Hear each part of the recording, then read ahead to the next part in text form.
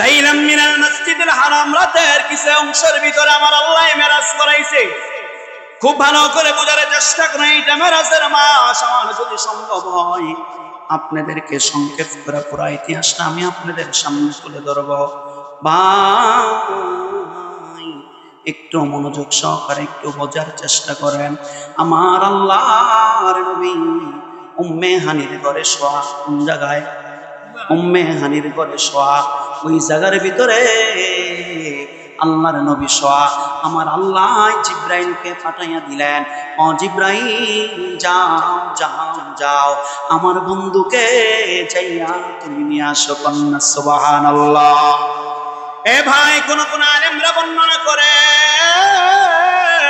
আমার নবীর বাবা নাই মা নাই, আমার নবী দাদাও অকালে চলে গেছে, আমার নবীর চাচাও অকালে চলে গেছে, আমার নবীর স্ত্রী গার্জিয়ান খাদিজা ছিল, তুমিও চলে গেছে।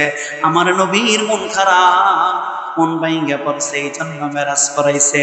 কোন কোন আলেমরা এই বর্ণনা দেয়, কিন্তু ভাই না না না, আমার নবী উম্মতের জন্য মেরাজে আরশে আজিমের ভিতরে গেছে। সুবহানাল্লাহ। উম্মে হানির ঘরে জিব্রাইল আমিনকে আমার আল্লাহ পাঠাইলেন, যাও জিব্রাইল যাও, আমার বন্ধুকে সালাম দাও আর জানাইয়া দাও আমার বন্ধু যেন আমার বাড়িতে আসার জন্য প্রস্তুতি নেয়। আয়েশা দেখে আমার নবী ঘুমায়, আমার নবী ঘুমায়। হায়রে, নবীকে কেমনে করে ডাক দিবে, কেমনে করে ডাক দিবে? ডাক দেওয়ার মতো কোনো ভাষা নাই, কেমনে করে ডাক দিবে? জিব্রাইল আমার নবীর কাসিম বুঝে, কিন্তু আমগো দেশের কাঠমোল্লারা নবীর কাসিম কি করে না? কি বলেন? কাসিম বুঝে না। খুব ভালো করে বোঝার চেষ্টা করেন। জিব্রাইল আমিন আয়েশা কয়, হাত দিয়া ডাক দেব বেয়াদবি হবে, নবীর জবান দিয়া ডাক দেব বেয়াদবি হবে। জিব্রাইল আমিন পায়ের কাছে বসিয়া পড়ছে। কোথায়? পায়ের কাছে বইসা। এই জিব্রাইল আমিনের সিব্বাটা আমার নবীর পা মোবারকের ভিতরে লাগাইয়া দিছে। কন্যা সুবহানাল্লাহ। আজিম কারে কয় বুঝেন? পা মোবারকের ভিতরে জিব্বা লাগাইয়া পায়ের ভিতরে চাটা শুরু করে দিলেন। জিব্রাইলের জবান আর আমার নবীর পা। কন্যা সুবহানাল্লাহ। আমার নবীর ঘুমটা ভেঙে গেল। ডাক দিয়া কয়, জিব্রাইল আপনি? কয়, আল্লাহ আমাকে পাঠাইছে আপনাকে আমার বাড়িতে নিয়ে যাওয়ার জন্য। কন্যা সুবহানাল্লাহ।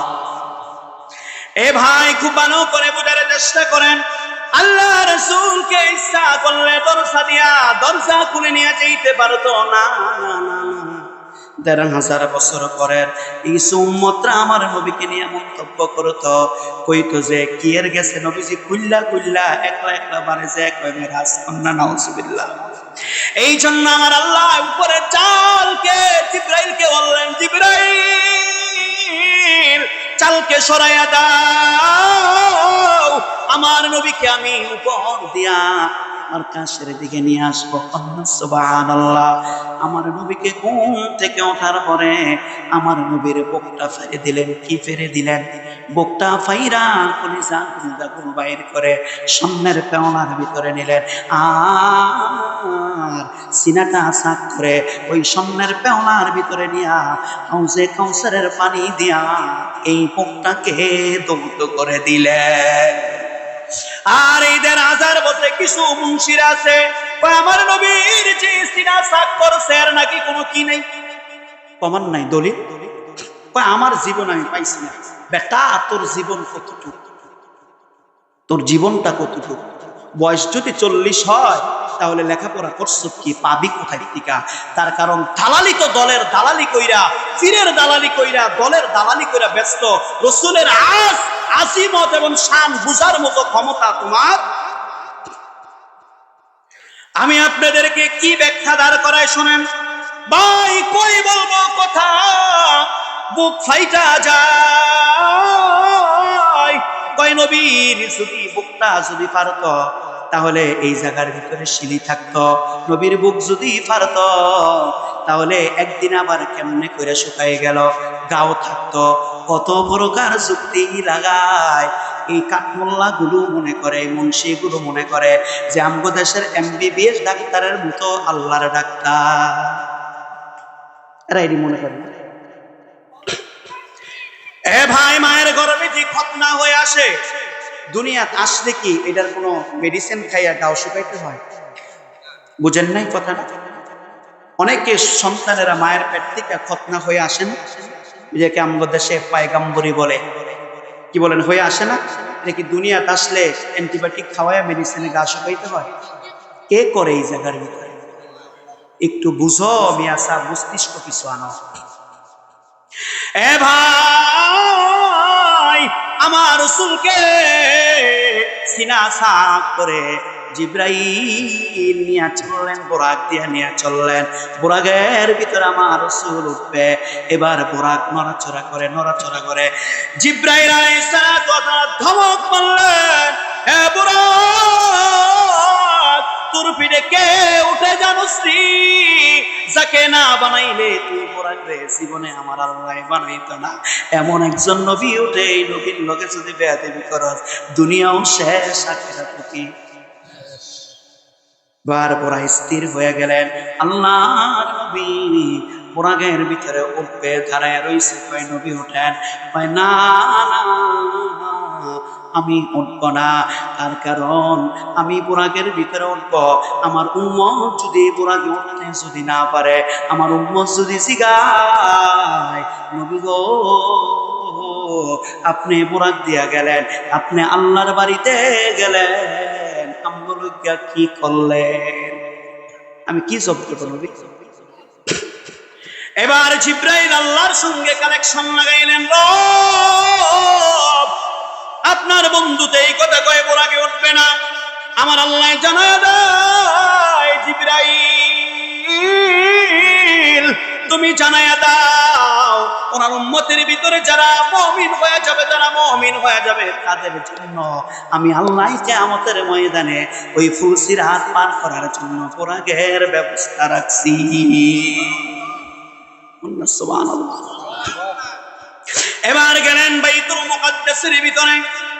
আমি কাইটা ছিলাম, আমি আপনাদেরকে মূল কথাটা বোঝানোর জন্য। বাইতুল মুকাদ্দাসে যাওয়ার পরে দেখে হাজার হাজার লক্ষ লক্ষ নবী রাসূলুল্লাহ ওই জায়গার ভিতরে উপস্থিত হয়ে রয়েছে। এবার ডাক দিয়া কয়, জিবরাইল এই জায়গায় আমার আব্বাসিরা, আমার ভাইরা কি করে? এই জায়গার ভিতরে একটি জামাত হবে, একটি জামাত হবে ইমামতি করার জন্য জায়গাটা খালি। এই জায়গার ভিতরে একটি জামাত হবে ইমামতি করার জন্য জায়গাটা খালি। কে নামাজ পড়াইবে? কয়েকজন নামাজ পড়াই দিতে হয়। ডাক দিয়া কয়, নবী ও না না না না, একজন নামাজ পড়াইলেই হয় না, আমার আল্লাহ আপনাকে দিয়া ইমামতিরা করাইবে। আপনার সামনে ইমামতি করার মতো যোগ্যতা কোন নবী রাসূলদের না। এ ভাই, জায়গার ভিতরে ইমামতি কেন করাইবে? কেন করাইবে? আমার আল্লাহ মানুষদেরকে আলমে আল্লাহর ভিতরে কিছু মানুষদের কাছে ওয়াদা নিয়েছে, আলাস্তু বিরাব্বিকুম, আমি কি তোমাদের রব নয়? আমরা কি বলছি? ক্বালু ভালা, আপনি আমাদের রব। এই একটি কথা আলমে আল্লাহর ভিতরে সবাই নিজে গাইছে। আর নবী রাসূলদের রূহগুলো একসাথে কইরা ওনাদেরকে একটি ওয়াদা করাইছে। ওয়াদা, হে মুসা, হে ঈসা, হে আদম, তোমাদের সবার রূহগুলো এই জায়গার ভিতরে উপস্থিত, তোমাদের সঙ্গে আমার একটি ওয়াদা আছে, তোমরা ওয়াদা করো। ওই কি? ওয়াইযা আখাযাল্লাহু মিসাকান নাবিয়্যিন,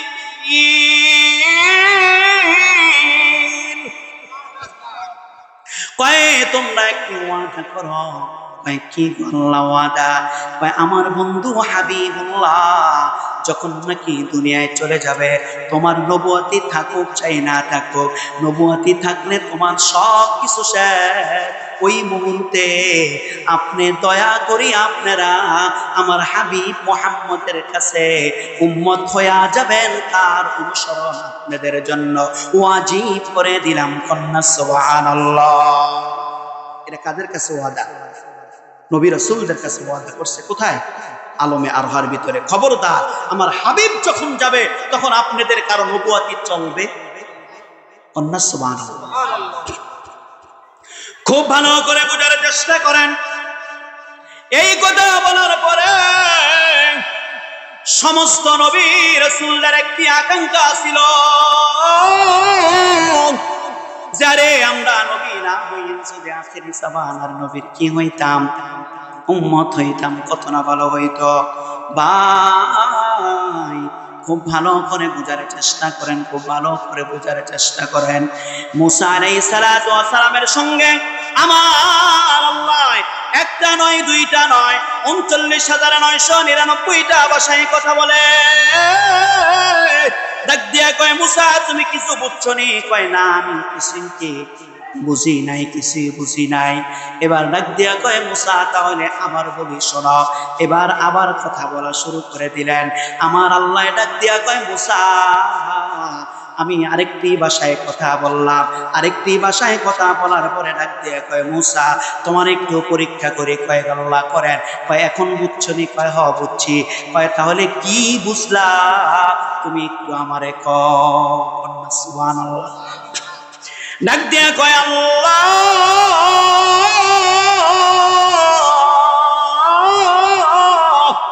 আমি বুঝলাম আপনি আখিরি জামানার নবী,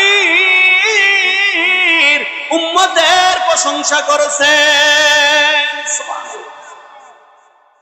এবার উম্মতের প্রশংসা শুনি না মুসা নবীর উম্মতের প্রতি লোভ লেগে গেছে। কি লাগছে? জোরে কোন কি লাগছে? লোভ লাগছে। ডাক দিয়া কয়, আল্লাহ মুসা নবীর চাওয়াটা হয়ে গেছে উল্টা, আল্লাহ কবুল করে না। ডাক দিয়া কয়, আল্লাহ ওই উম্মতটিরে আমারে দিয়া দেন। সুবহানাল্লাহ। কি করেন? এই উম্মতটিরে, যার প্রশংসা করলেন এতক্ষণ পর্যন্ত লাগাইয়া, এই উম্মতটিরে আমারে দেন। আমার আল্লাহ ডাক দিয়া কয়, মুসা নাই উম্মত তোমার দেওয়া যাবে না। এই উম্মত গুরু দিব আমার বন্ধু হাবিবুল্লাহকে। সুবহানাল্লাহ। এবার মুসা দ্বিতীয় চাওয়া চাইলেন। প্রথম চাওয়ায় ব্যর্থ হয়ে গেলেন। দ্বিতীয় চাওয়াটা চাইয়া ডাক দিয়া কয়, আল্লাহ যদি আপনি এই উম্মতটা আমারে না দেন তাহলে ওই নবীর উম্মতে আমারে শামিল কইরা দেন। কয় কোনোটাই হইব না, কোনোটাই কি। এবার মুসাই চায়, আমার আল্লাহ কয় না উম্মত বানাইতাম না, উম্মত দিতাম না। এবার ঈসা আলাইহিস সালাতু ওয়াস সালাম আল্লাহর কাছে ডাক দিয়া কয়, আল্লাহ আমাকে ওই হাবিবুল্লাহর উম্মত হিসাবে কবুল করেন। সুবহানাল্লাহ। কে কয়? আমার আল্লাহ কয়, ঈসা তোর ওয়াদা, তোর দোয়া আমি কবুল করে নিলাম। যা যা যা যা, আমি হাবিবুল্লাহর উম্মত হিসাবে তোরে কবুল করলাম। ঈসা আবার আসবে না? কি বলেন, আসবে না? কিছু কিছু মুন্সি মাওলানারা কয় ঈসা আবার নবী হয়ে আইব। কি হইয়া? দেখেন কত বড় গুমরাহ, কত বড় কথা। আমার নবীর নামে মিথ্যাচার ছড়ায়। আমার নবী ডাক দিয়া বলেন, আনা খাতামুন নবিয়্যিনা লা নাবিয়্যা বা'দাহু। আমার পরে আর কোনো কি নাই। জোরে কোন কি নাই? তাহলে ঈসাই যদি নবী হয়, আমার নবীর কথা মিথ্যা হয় না সত্য হয়? কি হয়? নবীরে যারা মিথ্যাবাদী বানায়, এটি কয় নম্বর মুন্সি একটু চিন্তা করে। খালি তো মুন্সির একটা কণ্ঠ ফাইলি দৌড় মারেন, মুন্সিটা কয় নাম্বার, এই চিন্তাকে আমাদের কি বলেন, কথা ঠিক কিনা? আল্লাহ রাসূল ডাক দিয়া কয়, আমার পরে যদি কেউ যদি নবী হইতো, এটার নাম কি হইতো? জোরে কোন কি হইতো? মাশাআল্লাহ, মুরব্বি বলে ফেলতে, এর নাম হইতো উমর। কিন্তু আমার পরে কোনো কি নাই, নবী নাই। আমার আল্লাহ ঈসার দোয়াটা কবুল করলো। কেন দোয়াটা? ঈসার দোয়া কবুল করলো। ডাক দিয়া কয়, ঈসা, আমি তোমাকে আমার নবীর উম্মত হিসাবে এই দুনিয়ার জমিনে পাঠাবো। কন্যা সুবহানাল্লাহ। এ ভাই, জায়গার ভিতর আরেকটি উম্মতের দাম বুঝাইতে যে আমি আপনাকে আরেকটি কথা বুঝাই। ঈসা আলাইহিস সালাতু ওয়াস সালাম দামিশকের সেন্ট্রাল মসজিদের ছাদের ভিতরে নামবে। কেউ কেউ বলছে টাইমটা থাকবে ফজরের সময়, কেউ কেউ কইছে টাইমটা থাকবে আসরের সময়। যেই সময় থাকুক, আজানের পরে আইসা নামবে ছাদের ভিতরে। মুয়াজ্জিনকে বলবে, মুয়াজ্জিন সিঁড়িটা লাগাইয়া দাও। কি লাগাইয়া দাও? সিঁড়িটা লাগাইয়া দাও। নামবে। ওই মসজিদের ইমাম থাকবে ইমাম মাহদী আলাইহিস সালাতু ওয়াস সালাম, ইমাম মাহদী। ওই ইমাম মাহদীর সঙ্গে পরিচয় হবে। উনি বলবে আমার নাম ঈসা, উনি বলবে আমার নাম ইমাম মাহদী। এবার দুজনের সঙ্গে কথা হলে ইমাম মাহদী বলবে, ঈসা গো, আপনি দয়া করে নামাজটা পড়াইয়া দেন। ঈসা ডাক দিয়া কইবে, আমি ঈসা হইতে পারি, উম্মতি মুহাম্মদের সামনে ইমামতি করতে পারবো না। এইটা হলো এমন উম্মত,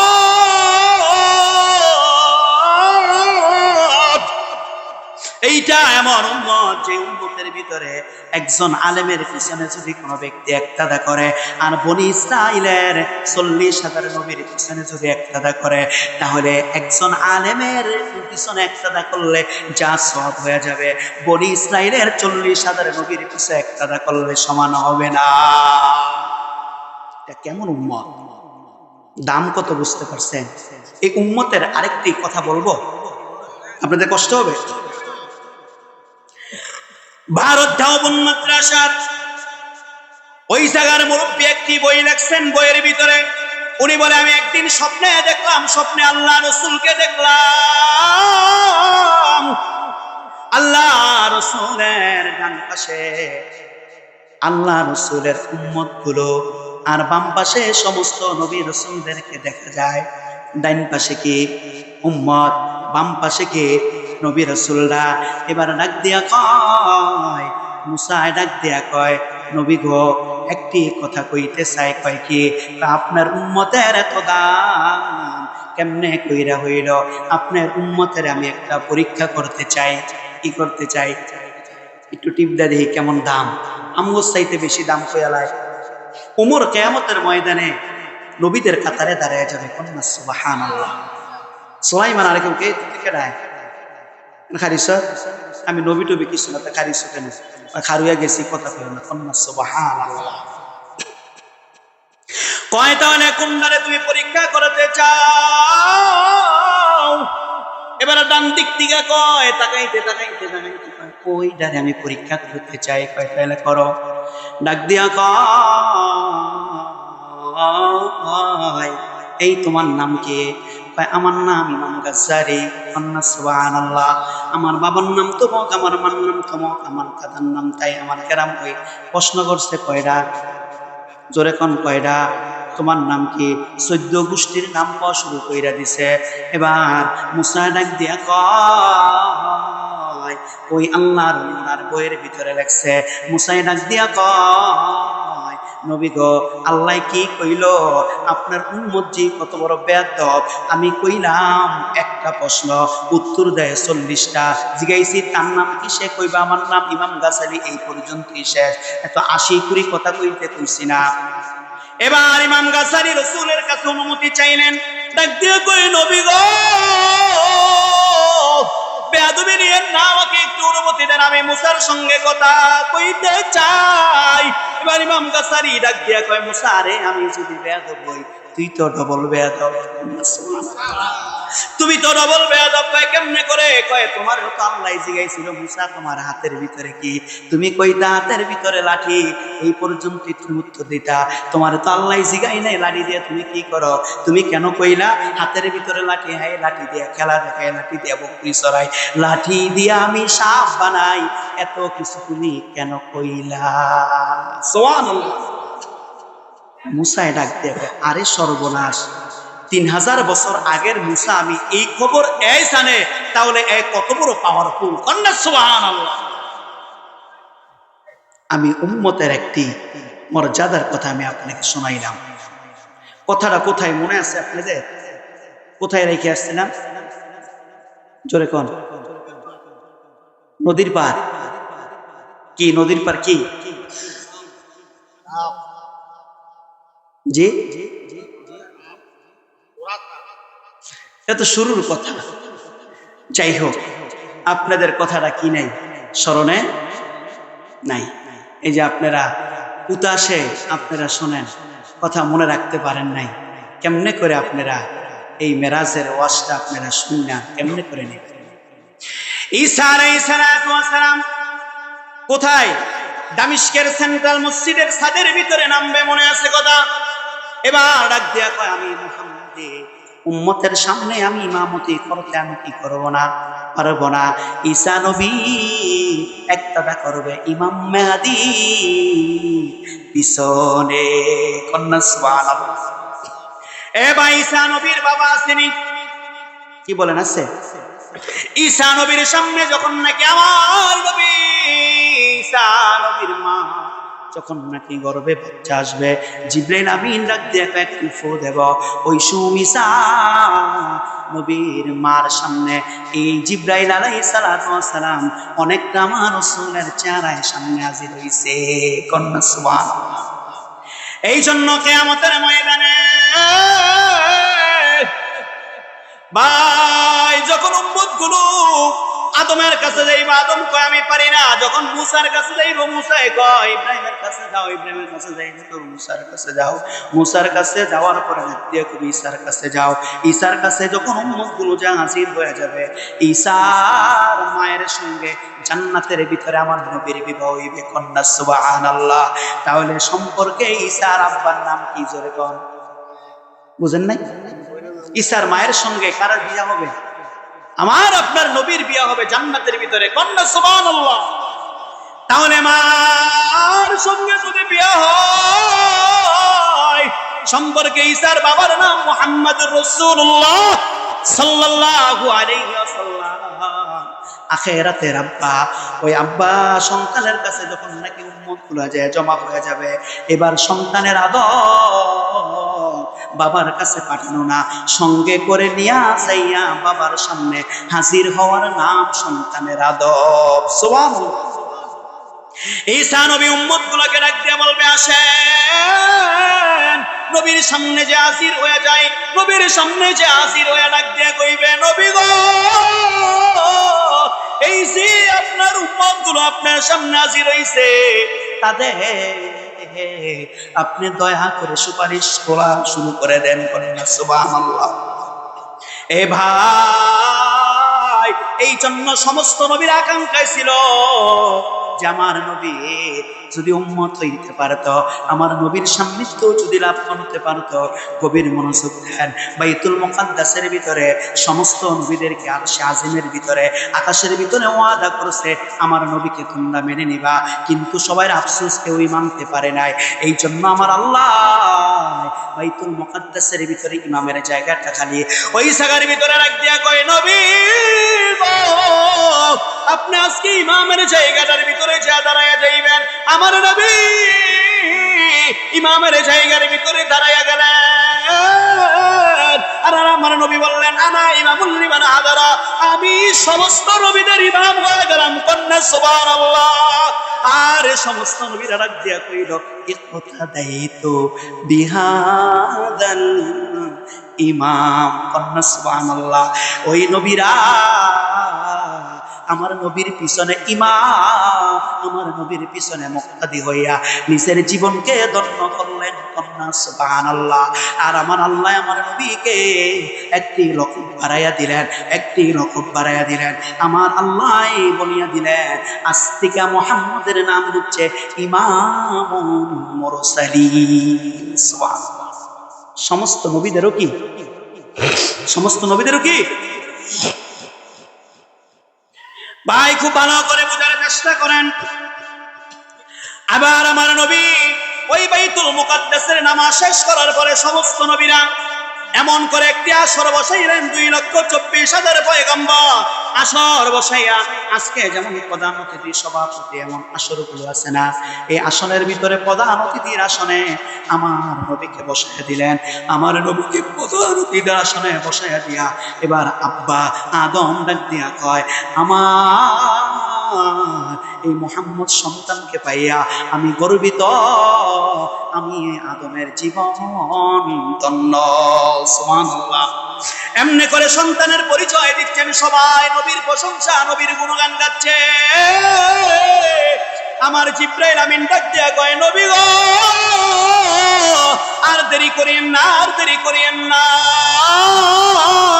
আল্লাহ অপেক্ষায় রয়েছে, আল্লাহ অপেক্ষায় রয়েছে আপনার জন্য, আল্লাহ অপেক্ষায় বসিয়া রয়েছে।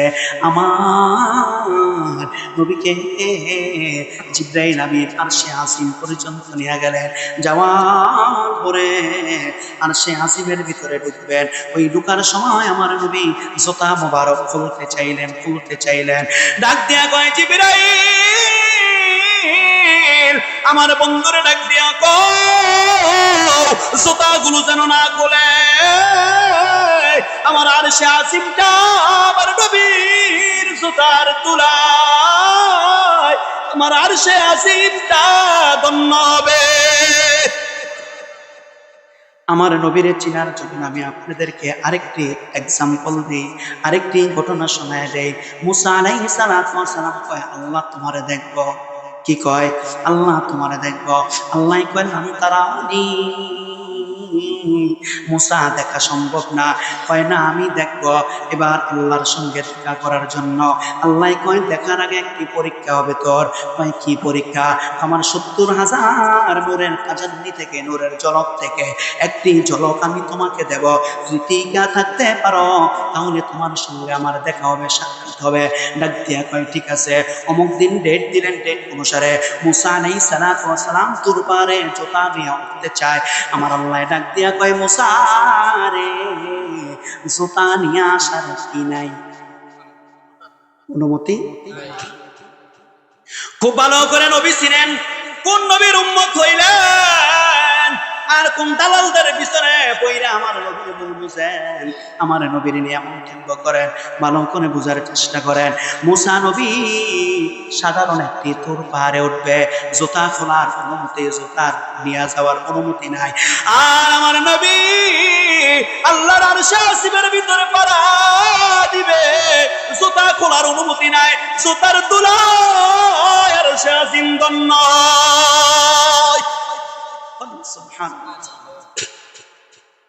ডাক দিয়া কয়, নবী গো, ও আমার হাবিব, আমি আরশে আজিম বানাইছি আপনার জন্যে, আরশে আজিম বানাইছি আপনার জন্যে। আপনি যদি না হইতেন আমার আরশে আজিম হইত না। আরশে আজিম আপনার জুতার, জুতা মোবারকে একটু দুলা চায়। আরশে আজিম আপনার জুতা, আপনার কদমে একটু দুলা নিয়া ধন্য হইতে চায়। কন্যা সুবহানাল্লাহ। কথা অনেক লম্বা। এ ভাই, আমার আল্লাহ মুসাকে 40,000 নূরের থেকে 70,000 নূরের তাজাল্লি থেকে একটি তাজাল্লি ঝলক দিলে মুসা পুরে কি হয়ে যায়, ছাই হয়ে যায়। কিন্তু আপনার আর আমার নবী 70,000 নূরের পর্দা ব্যাগ করিয়া আল্লাহর সঙ্গে মিশিয়া যায়। 70,000 থেকে একটা তাজাল্লি কুলাইতে পারে না, আর 70,000 ব্যাগ কইরা আল্লাহর সঙ্গে কি হয়ে যায়, মিশে যায়। কন্যা সুবহানাল্লাহ। কেমন নবী পাইছেন? আসেন আলোচনার মূলের ভিতরে আমরা ঢুকি ইনশাআল্লাহ। এ ভাই জিবরাইল ডাক দিয়া কয় নবী গো আমার আর যাওয়া সম্ভব না, এখানটা আপনার রাস্তা শুরু। আমার আল্লাহ বসা, আপনি যান। আমার নবী 70,000 নূরের পর্দা ব্যাগ করে আল্লাহ এমন কুরসির ভিতরে বসা, আল্লাহ এমন কুরসির ভিতরে বসা। আমার নবী আল্লাহর সামনে যাইয়া নামাজের শুরুতে আল্লাহর পায়ের সামনে যাইয়া বসিয়া পড়ছে।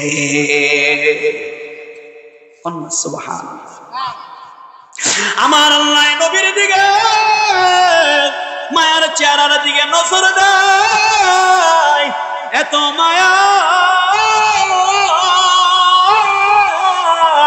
এমন তাকানি, এক তাকানিতে একদিন নয়, 2 দিন নয়, কয় বছর ধরে, কয় বছর, এক তাকানিতে 27 বছর আমার আল্লাহ বসা, আমার নবীর সামনে বসা। বন্ধুর চেহারার দিকে তাকাইয়া 27 বছর কাটাইয়া দেয়। হঠাৎ করে আল্লাহ ডাক দিয়া কয় বন্ধু, আর যদি দেরি হয়ে যায়, আর যদি দেরি হয়ে যায় তাহলে উম্মতের কি হবে, আপনার দুনিয়ার কি হবে? সব স্থাপিত হয়ে গেছে, সব বন্ধ হয়ে গেছে।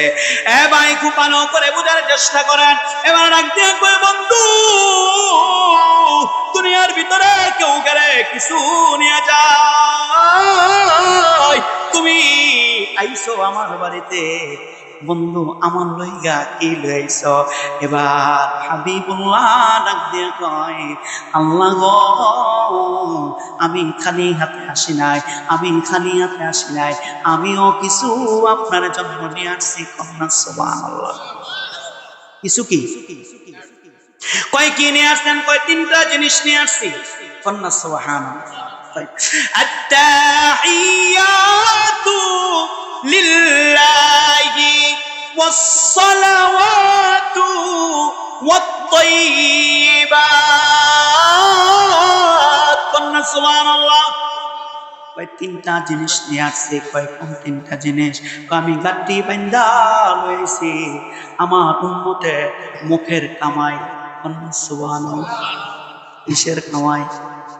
জোরে কোন, কিসের কামাই? মানুষ মুখ দিয়া কামাই করতে পারে কি পারে না? কেমনে কামায় ভাই? এই জবানটা দিয়া যদি সত্যি একটি সাক্ষী দেন, কি সাক্ষী দেন? সত্য একটা যদি সাক্ষী দেন, আল্লাহর আরশে আজিমের ওই রহমতের ছায়ার ভিতরে আপনার ছায়ার জায়গা হয়ে যাবে। মুগ্ধা কামাই করে কি করে না? কিন্তু এই মুখটারে বিশ্বরোড বানায় রাখছি আমরা। কি কোন কথা ঠিক কিনা? বিশ্বরোড দিয়া যেমনি করে চোরও যায়, ডাকাইতেও যায়, যেমনি করে গুন্ডাও যায়, বদমাইশও যায়, আল্লাহ বলিও যায়। আমরা এই জবান তারে বিশ্বরোড বানায় রাখছি। জবান দিয়া সুদও খাই, ঘুষও খাই, মিথ্যাও কই, সত্যও কই, জিগিরও করি, তাসবিহও করি। আমাদের ওই বিশ্ব রোডের যেরকম দাম, আমাদের জিহ্বার এমন দাম। কি কোন কথা ঠিক কিনা? কিন্তু ওই আমার নবী মেরাজের ভিতরে 1000 বছর আগে যাইয়া কয় আমি আমার উম্মতের জবানের কামাই নিয়ে আসছি। কন্যা সুবহানাল্লাহ। কি দিয়া কামায়? জবান দিয়া কামায়। আর কি আনছেন? ডাক দিয়া কই নবী আর কি আনছেন গো? ডাক দিয়া কয় আল্লাহ আমার উম্মতের হাত পায়ের কামাই নিয়ে আসছে। কি নিয়ে আসছে? হাত পায়ের কামাই নিয়ে আসছে। তার কারণ মানুষ টাকা কামাই কি দিয়া? জোরে কোন, কি দিয়া? হাত দা পরিশ্রম করিয়া করিয়া টাকা কামাই। এই হাত দিয়া দান করে, হাত দিয়া সেজদা দেয়, এই পা দিয়া আইতে যায়। কামা প্রথম বলল জবানের কামাই, দ্বিতীয় কইল হাত পায়ের কামাই। এবার নাক দিয়া কয় বন্ধু আর কি আনছেন? আমার উম্মতের জীবনে যত সম্পদ কামাই করছে, সব সম্পদ গুলো আমি গাটি বান্ধা আপনার জন্য নিয়ে আইছি। আমার নবী কয়েকটা জিনিস দিলেন উম্মতের পক্ষ হতে। খুব ভালো করে বোঝেন, কয়টা? 1 নাম্বার জবান, 2 নাম্বার হাত পা, 3 নাম্বার তার জীবনের ইনকাম, মানে টাকা পয়সা সয় সম্পদ। এই 3টা জিনিস দিয়ে আইলেন কোথায়?